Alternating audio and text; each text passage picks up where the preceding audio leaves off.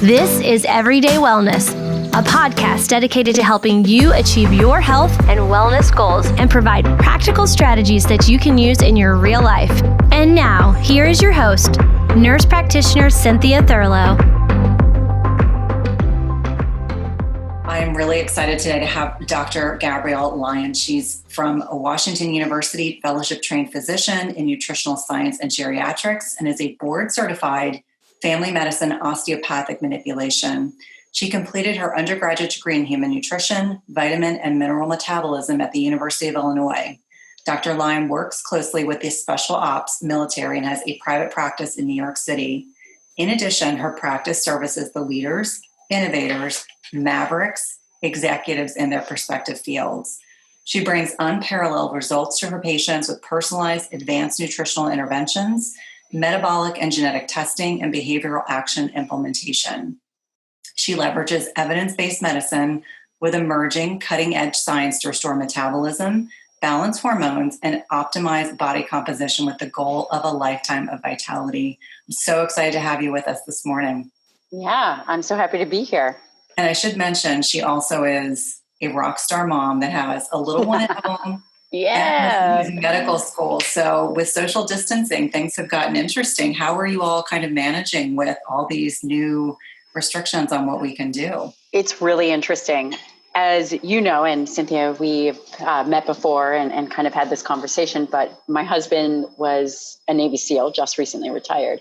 He loves this. He feels like he's on deployment. He thinks it's the greatest thing ever. That's amazing.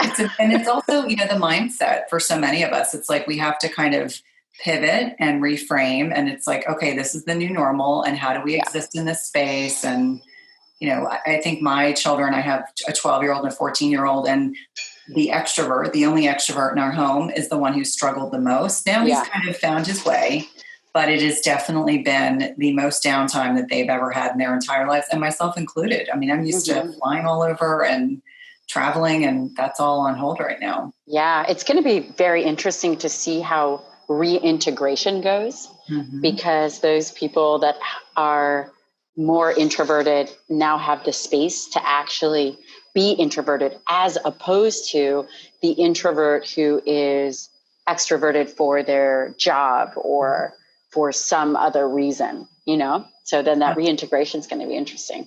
Oh, absolutely. And for me, being an introvert, this has been wonderful. Like, we all come together for meals, but, during the day, everyone's doing schoolwork or work and trying to explain to everyone that this will eventually not be the case. And so what that transition will be like. So I'd love for you to kind of start the conversation about how you got so interested. I mean, I would imagine that nearly every physician I've ever known, most physicians don't have such a strong interest in nutrition. So where did that actually stem from? Yeah. So Cynthia, you and I met at the Nutritional Therapy Association. I think Nutrition Therapy Association, maybe? Yes, Nutritional Therapy Association. Yep. And one of the reasons that I was so excited to go there was I was going to be able to get to spend time with my godmother. And my godmother is Liz Lipsky. That's amazing. And she is one of the OGs of functional medicine. She has a PhD in nutritional science, has been a professor for a very long time, written the book Digestive Wellness that I think it's in its 5th edition. And I moved in with her when I was 17. So I graduated high school early. I moved in with her, and this whole world of nutrition opened up. So at 17, my trajectory into nutrition and functional medicine began. So you were way ahead of the curve then. I think for so many of us that are traditionally trained, it takes us a little while, and then we pivot, and then we think, okay, we need to take a much closer look at food and nutrition, how that impacts our bodies positively and negatively.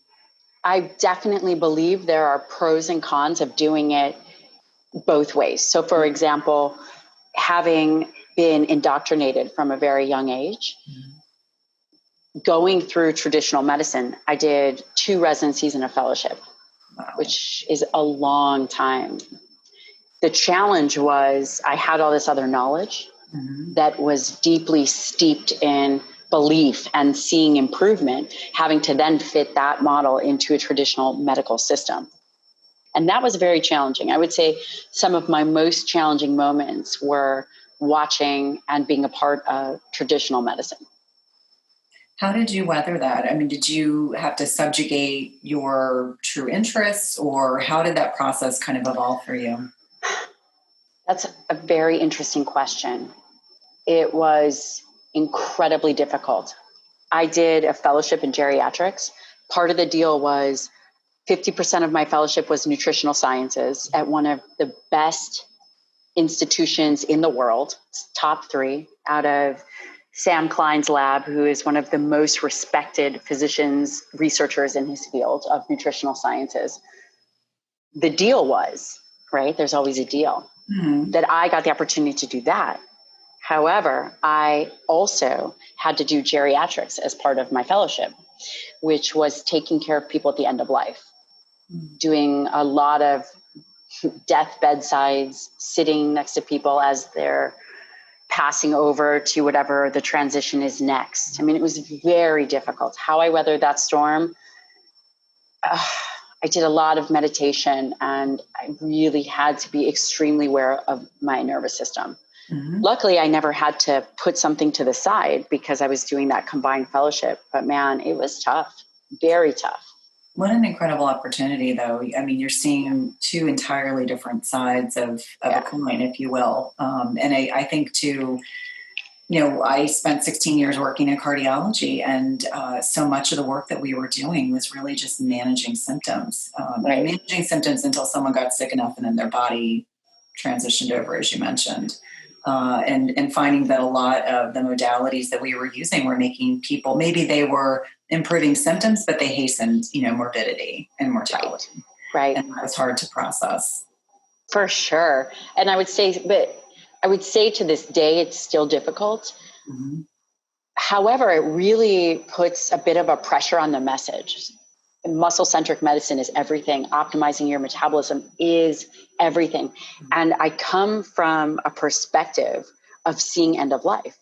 I come from a perspective of seeing death. And that in and of itself is incredibly powerful when you look at the current climate and the current conversation, which is, should we be plant-based? Should we not be plant-based? All these arguments that are incredibly political and incredibly skewed. And at the end of the day, when you are really looking at quality of life, there's no conflict.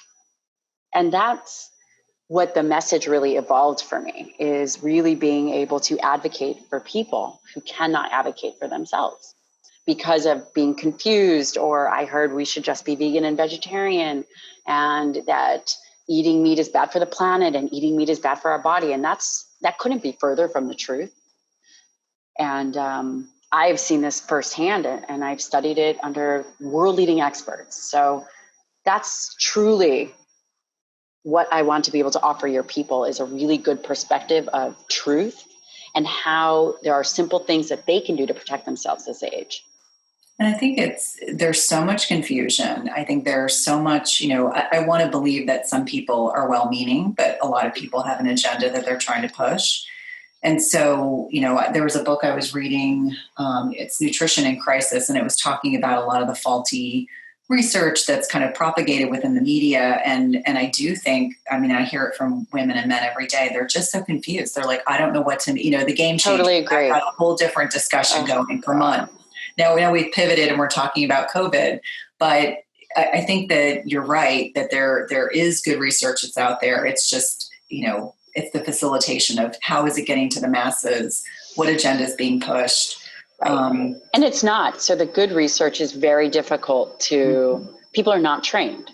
They're not trained in having been in a research facility. They're not trained in reading research. And what gets out there is so incredibly skewed that it does people a massive disservice.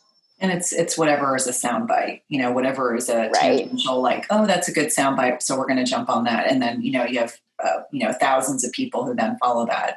So let's talk a little bit about what muscle is. And, you mentioned that it's not just about locomotion. And I think that's where most people, when they're thinking about muscle, they're thinking about, I want to get in the gym so I can either make my muscles bigger, make my body look leaner. So they think about muscle in that regard. How much weight can I lift?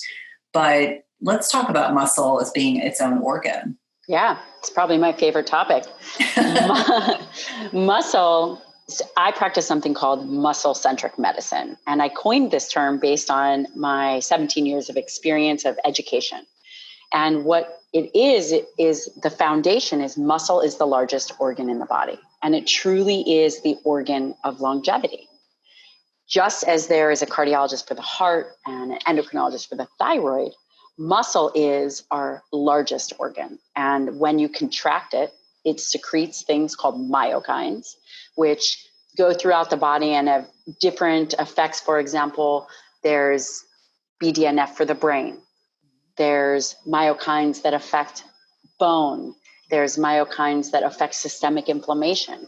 And truly, just as an endocrine organ that secretes myokines, it is the biggest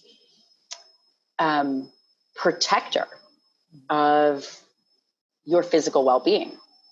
Not only is it an organ, an endocrine organ, so that's one aspect of it. Mm-hmm. Another aspect is that it's your metabolic currency. It is, what do I mean by metabolic currency? It is the largest site for glucose disposal, which is carbohydrates, fatty acid oxidation. Cholesterol is a big deal. And as we age, our cholesterol tends to go up. Rather than going on a statin, having healthy muscle tissue can really be protective. It's also really responsible for your resting metabolic rate. It plays a huge part. We were talking about your kids. It plays a huge part in the amount of calories and the amount of energy utilized at rest. Yeah. Muscle is number one, an endocrine organ, and number two, your metabolic currency. And when we think about the diseases of aging, like Alzheimer's, cardiovascular disease, hypertension, these are diseases of metabolic dysregulation. Mm-hmm. Truly, those are the long-term effects of having dysfunctional muscle. And that is a very new concept for people. Why is that? Because metabolism is dominated by your muscle.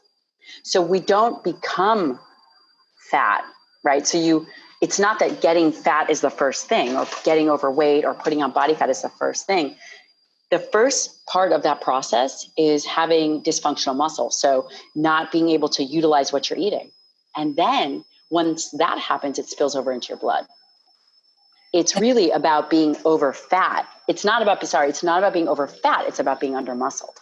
I think this is, even for healthcare providers that are listening, when I was sitting on the panel with you in Portland, this was the very first time I had heard some of this information, even as a, traditional Western medicine, functionally trained nurse practitioner, the very first time I heard some of these things. And I remember I walked away saying, I have to bring you on the podcast because I know there are thousands of people who have not heard this information, and yet it makes complete sense, right? Without question. And so, I think that when you're thinking that broadly about how the loss of muscle, which is a big fancy word called sarcopenia, that the muscle mass, the strength, the physical conditioning that you lose, that then creates this tipping point that makes you much more susceptible to these metabolic disorders, it really changes your whole perspective. Absolutely. Cardio queens, as I call them, the people, even my own patients who want to get on the treadmill and they just want to bang out 5 or 10 miles, if it's raining here in Washington, D.C. And yet the most important thing they could be doing is building muscle, maintaining their muscle throughout Absolutely. their life. And what happens is that when people have excess adiposity, mm-hmm. they have excess weight, it actually impairs the muscle tissue. And there's fat that becomes infiltrated in the tissue, and it doesn't work as efficiently. Really, the excess body fat is one indication of the quality of the tissue. It's fascinating. Yeah. And where do you see this process start for people in their 20s and 30s, or is it really a bigger issue as people get chronologically older? That's a great question. It depends on how we break out the phenotype of the person.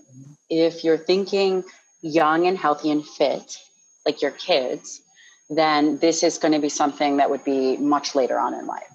There is an inevitable change in muscle that happens, but when you're young, you're driven by hormones. Really, you've got a lot of testosterone, and the insulin is actually helping you grow taller. You're not growing wider, which is what happens as we age. Then in midlife, and let's say even if you're 20s and 30s and you're overweight, now you're looking at defects in muscle tissue. The concept of sarcopenia, which is a decrease in muscle loss and function, typically considered a disease of aging, I am telling you, is no longer going to be considered a disease of aging. It can easily begin to happen in midlife. Scary. Preventable by two things. Number one, high quality protein, which is a non-negotiable. And number two, resistance exercise. Mm-hmm. It is one of the most pliable tissues in our body. I don't know about you, but I like to enjoy a nice wine glass after a long day. But the problem is that so many of the wines have harmful chemicals like pesticides, or they have way too much sugar, which would damage your health in the long run. After doing some researching, I discovered Dry Farm Wine, the only health-focused natural wine club in the world. Their wine is all natural and additive-free, lab-tested for purity, sugar-free, and low alcohol, so you can enjoy the taste of good wines without the massive chemical or sugar intake. By joining the Dry Farm Wine Club, you can choose how often you'd like to receive the wines. You can choose monthly or every other month, and how many you'd like to receive. And as a special gift, if you sign up with our link, you can get a bonus bottle of pure natural wine with your first order for just one extra penny. Visit the link in the description to claim your bonus bottle of natural wine and join the Dry Farm Wine Club. So when you talk about high quality protein, let's talk about that. Obviously we're talking about pasture raised, organic, or is it important to you personally? Is it more important that someone is consuming animal protein, or is it the quality of the animal protein that is at another layer? I always say it's good, better, best in many times. Yeah. Like do what you can afford to do, but. Yes. So I believe that there shouldn't be, a cost should not be a barrier to entry. If you are very specific in whether it's organic or grass-fed, that's what I prefer, but that is cost prohibitive. Mm-hmm. What would be most valuable is just making sure that they're having high quality protein. And I truly believe that animal protein is the highest quality. And it's really not my belief. I mean, it's based on an amino acid profile. Mm-hmm.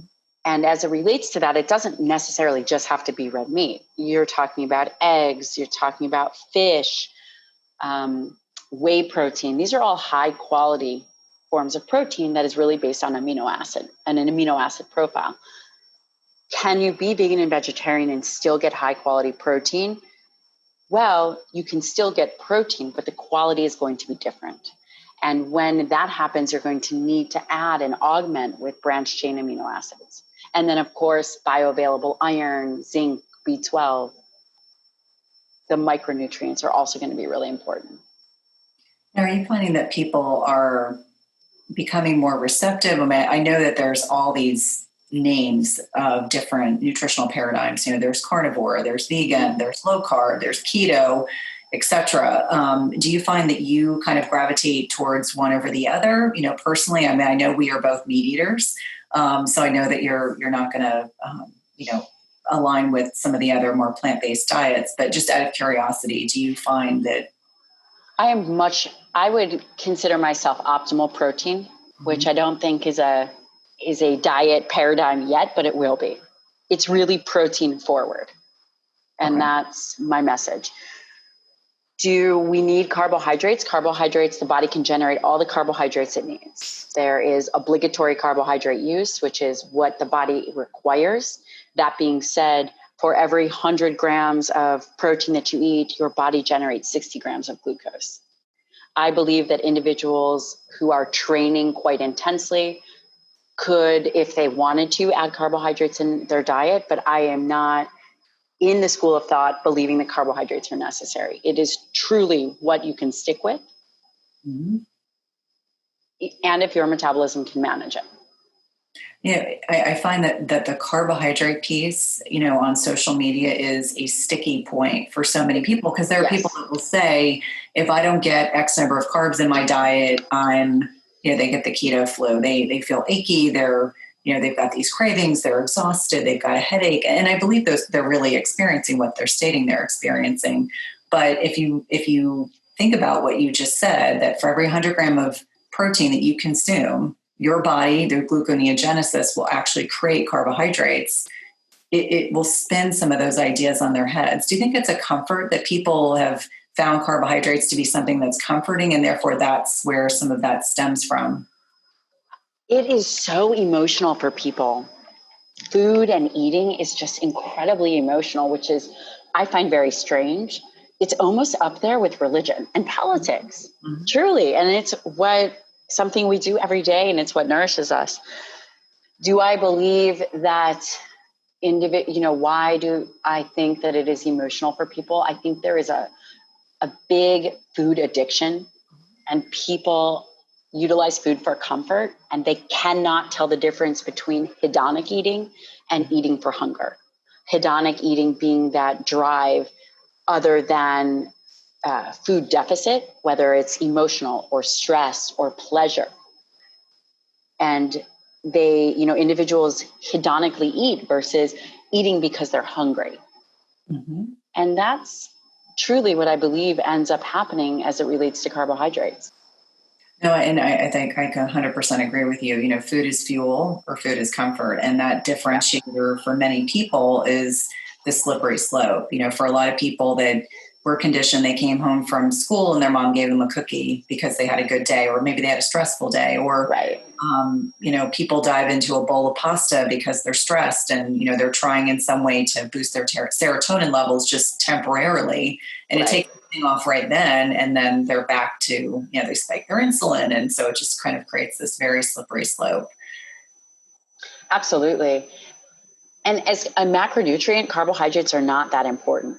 There is some question whether it's fiber, but it's really the most important macronutrient is protein. Mm-hmm. And when it relates to muscle protein synthesis, people have to understand that there's a minimum amount of protein that they need per feeding to stimulate that tissue. And that's a minimum of 30 grams of protein, which is much higher than people realize. It's actually between 30 and 50 to really be optimized. And that's important to understand because it is based on that amino acid profile of that high quality protein, that once you start moving into that threshold number, you begin to trigger a cascade through mTOR, which gets a really bad rap, but shouldn't, because it's necessary for high quality muscle, in which I told you that the diseases of aging are a result of having impaired muscle tissue first. Mm-hmm.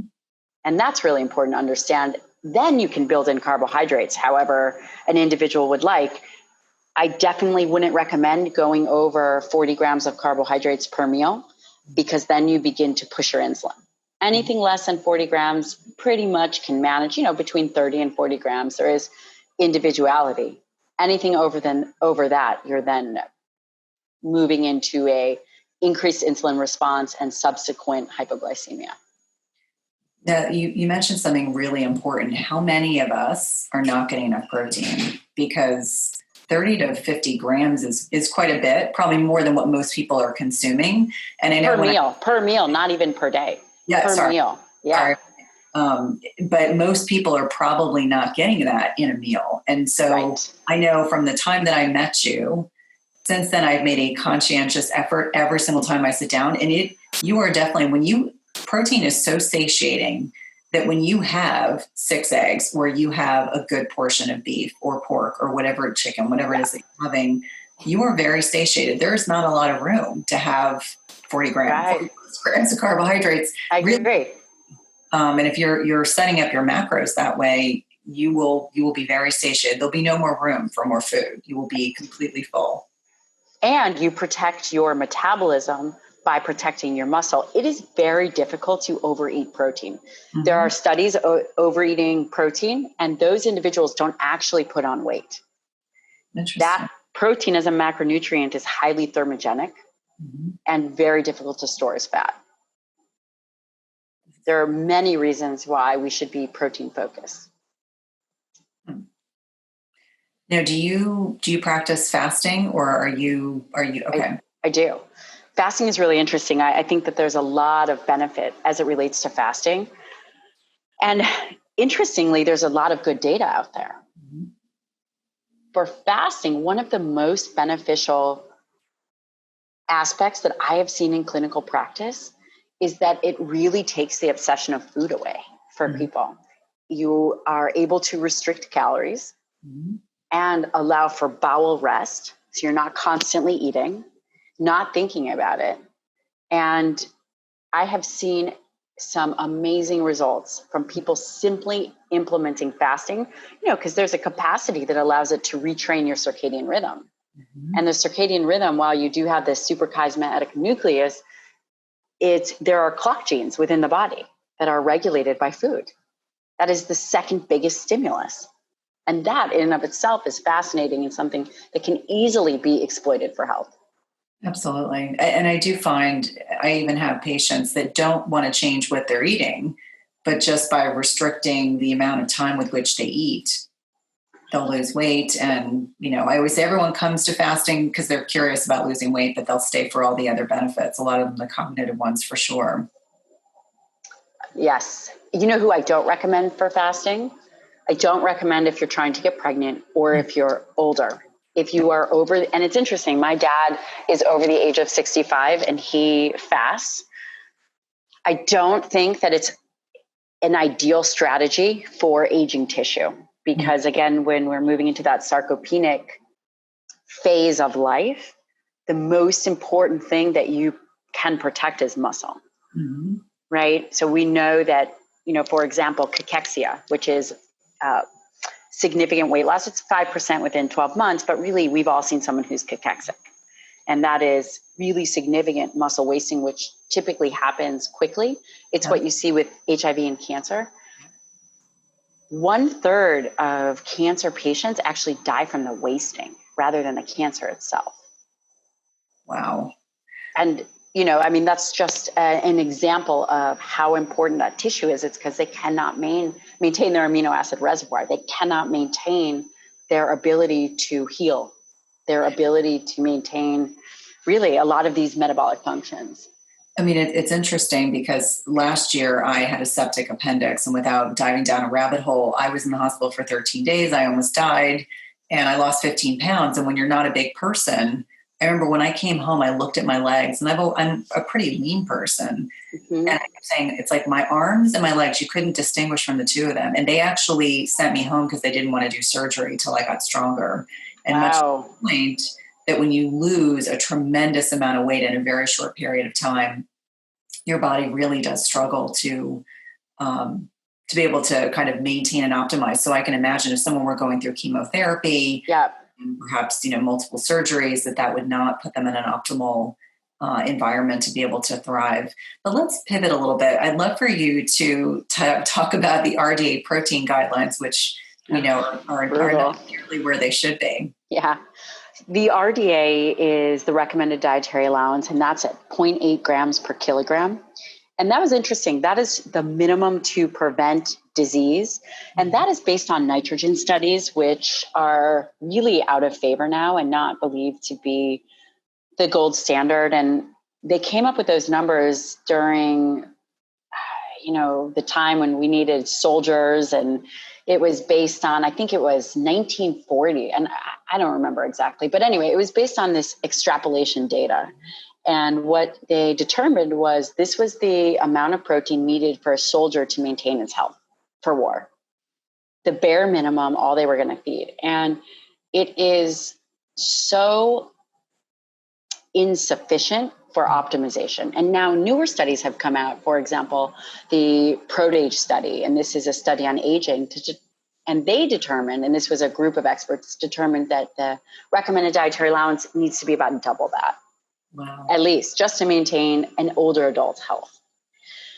And if you really think about the history, we've been wrong about carbohydrates. Remember, we had the food guide pyramid. We've been wrong about cholesterol. Everyone was anti-cholesterol. So it stands to reason we're likely wrong about protein. I'm just saying if history repeats itself, we've been wrong about all of the macronutrients. It stands to reason that there is issues with the protein recommendations as is. The majority of individuals, the average, according to the NHANES data set, the average amount of protein a female gets is around 70 grams. Yeah. And we already know that you need at least 30 to 50 grams per meal. And in my professional recommendation, I actually recommend 1 gram per pound body weight. Wow. How many people are getting that, in all honesty? So, I mean, that in and of itself is a powerful, powerful statement. Right. I mean, if they can make one change for 2020, I guarantee you, if you determine how much protein you need, and the reason is we want to know how much protein you need because the goal is to protect your muscle tissue, as muscle is the organ of longevity. We determine how much protein you need. You separate, you distribute that throughout the day, whether you're doing fasting and you're getting 30 to 50 grams of protein, you can actually go up per meal. If you're only going to eat twice a day, you could go up to meet your protein requirements. So you determine that, and then you determine the quality of the protein that you're eating. This will change people's lives. I have seen it over and over and over again. That's really incredible. But I would imagine that most, if not all, listeners are not eating enough protein. I just think about my mom is a reformed vegan. She has kind of moved on. Now she's eating animal protein again. And I know when I see her, she's so mindful of her portions, which, I have to respect that she's conscientious about that. But I always tell them, like, the protein piece, you can't go wrong there. That, and I would say if you focus on your protein and your healthy fats, then you're doing pretty well. And then the carbs should be I always have a doodle barking. It's an ongoing joke. Somewhere there's a dog barking in my house. Dog barking, baby crying. We're good. I know. It's all moms trying to manage all this. So let's just touch on, I would love, because I did a lot of research before we jumped on, just for the average listener, for them to understand what are some of the risks of losing muscle? Like, what are some of the things that put you at greater propensity for losing more muscle mass? And I think that, that there's obviously an age factor. Usually there's obviously an age factor. We know north of 40, north of 80, there's based on study research that I could see. But what are some of the risks? So what are the things that people can be doing now to lower their propensity for having significant loss of muscle? There's 2 really big things. Number 1, inactivity.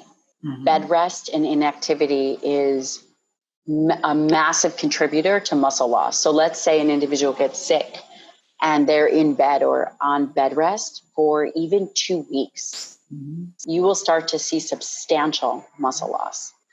The second thing is low-grade chronic inflammation, mm-hmm. higher levels of cortisol. And if I wanted to say that there was a third piece, I would say hormonal imbalance. As women age and we lose estrogen, there's actually estrogen receptors on muscle tissue. It's not all about testosterone. Interesting. Mm-hmm. Testosterone is, of course, the traditional, everyone thinks of it as traditionally anabolic, but there are estrogen receptors on skeletal muscle. And when that goes, it also changes the muscle tissue. So as women transition from perimenopause to menopause, they're at greater risk for this occurring as well. They are, yeah. So, those are the top 3 things. Number 1, bed rest and inactivity. Number 2, low levels of chronic inflammation. And number 3 would be arguably hormonal changes. And, when I say hormones, also thyroid. Mm-hmm. Hypothyroid definitely affects muscle tissue. It affects tendon turnover. It affects the ability to utilize glucose. So protect your muscle at all costs, truly. And you can see where this is the shift. While dietary protein is so important, really it's a twofold conversation. Dietary protein is absolutely essential in maintaining the health of this tissue. And that's one part of the story. And the second part of the story is muscle tissue is so much more than looking good in a bikini. Mm-hmm. It truly is the most underappreciated component to vitality. So when we're talking about ways to protect our muscles, what I hear are things like you need to move your body, but obviously strength training, if you're able to do that, that would be beneficial. It's a non-negotiable, but it's a non-negotiable. Yeah. Right now, while we're in quarantine, we have a whole gym set up. I mean, granted, I live with a Navy SEAL, and let me just say, I don't recommend being quarantined with a Navy SEAL and an infant, but we got a gym set up. It didn't matter. We allocated the space, we allocated the funds to do whatever it was going to take to maintain that physical aspect of life. Mm-hmm. What kind of equipment? I can see some of it in the background. Yeah. We have an Airdyne bike. We have a skier. We have something called a power block, which goes from 20 to 50 pounds. And it's just one block, right? So that's very efficient. We have a Bulgarian bag, which is 40 pounds. We have numerous bands. We have 3 kettlebells, a 55 pound or 50 something pound kettlebell, and then 2 23-pound kettlebells. And that's what we're using. And I think the one thing that I've found, not being able to go to the gym for the past month, I have TRX bands. I have some of the things that you have, but a lot of body weight exercises that people sometimes don't realize can be really challenging to do. I'm convinced that we have to have, a 200-pound apparatus in order to get a good workout. But, the lengths that you will go to when you are quarantined to be able to stay as fit and healthy as possible. I think that's really key. So it's hard. It's totally hard. I mean, my husband is very motivated to get up and work out. He gets up every morning at 5:00 and trains and wakes me up. But it's hard, it's hard with a lot of things kind of going against the normal routine, truly. Mm-hmm.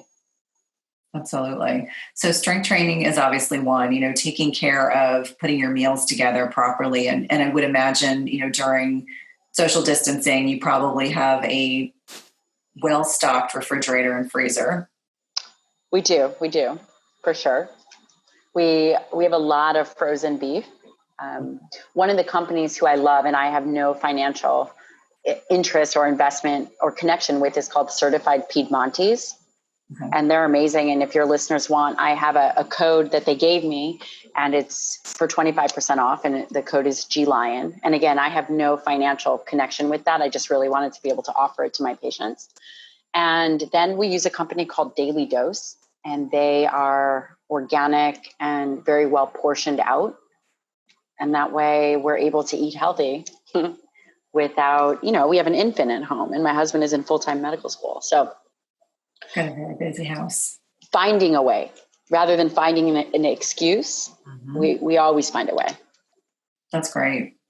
I'm in the suburbs, so it's a little bit different than being in a city, but one of my dogs, who has probably been 5 pounds overweight chronically, now is no longer 5 pounds overweight because every day, I work out in the morning, and then either myself or my kids, we take the dogs for like a 4-mile loop. And talk about that dog has lost the 5 pounds and probably more because he's exercising more than he normally does. Amazing. Yes.